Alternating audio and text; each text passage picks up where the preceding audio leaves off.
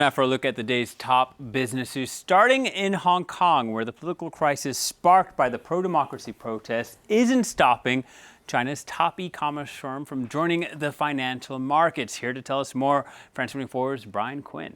Well, Chinese tech giant Alibaba has confirmed its plans to offer roughly $13 billion worth of shares on the Hong Kong Stock Exchange.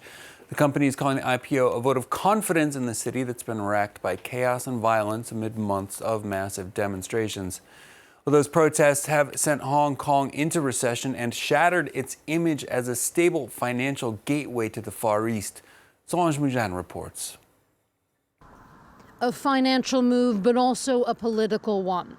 Alibaba's second stock market listing is happening not in New York, where the e-commerce giant held its IPO in 2014, but in Hong Kong.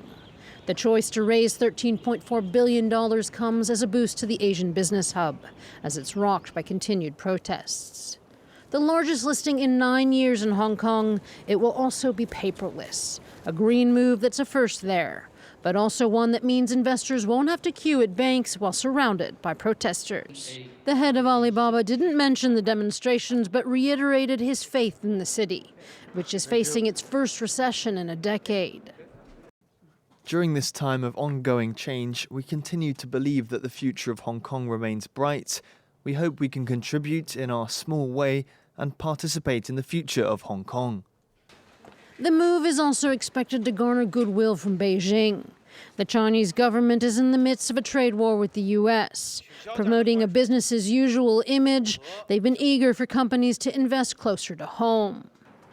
And for Alibaba, it means it could eventually be less tied to American regulatory rules. The company already has some $33 billion in cash, but the second listing will allow it to boost its coffers, above those of the current e-commerce king Amazon, as Alibaba expands into new sectors. Well, the U.S. and China, meanwhile, say they are getting closer to a preliminary trade agreement to scale back that 16-month trade war. White House economic advisor Larry Kudlow said Thursday the two sides are holding very constructive phone calls.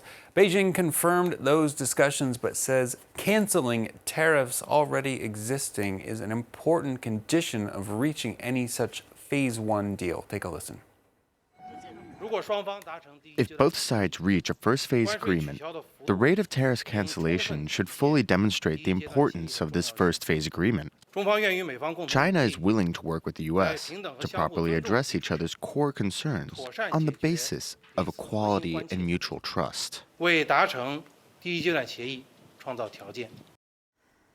I'm turning to the markets now. Asian indexes mixed on Friday as those trade developments boost investor sentiment somewhat, not quite enough to overshadow some negativity there. The Nikkei in Tokyo ending the day up around 0.7%. Hong Kong's Hang Seng just dipping into the red at the close.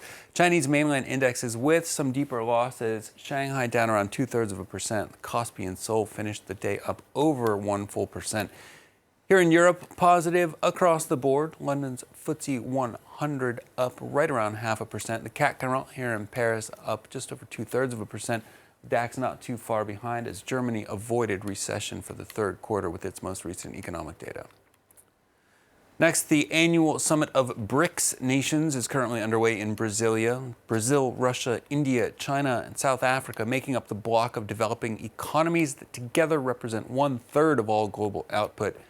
In addition to statements aimed at the U.S. denouncing unilateral trade protectionism, a big focus this year has been on the BRICS Bank.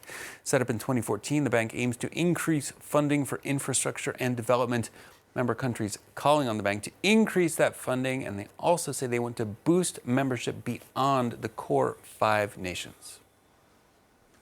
We made a commitment that the bank should benefit not only BRICS member countries, but should also be able to extend its horizons to other emerging markets and developing countries like our own countries. And finally, for business, the Baby Shark song is a massive worldwide phenomenon, worming its way into global culture from Lebanese street protests to the World Series of baseball. It's a phenomenon that this particular journalist was blissfully unaware of until this morning.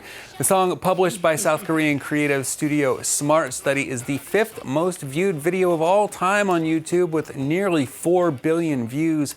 It's such a hit that it's driven shares of Samsung Publishing, which is a major stakeholder in Smart Study, up 60% this year.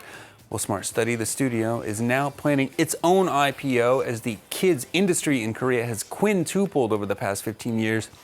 Runaway success has put some pressure on Smart Studio. The studio says it's now looking to bottle that lightning a second time with a song targeting the Chinese market, this time about dinosaurs. Well, something to look forward to in the year to come. China doesn't have YouTube, so it couldn't blow up the Baby Shark song there in the same way that it stormed the rest of the world. So they're going to have to come up with a different way.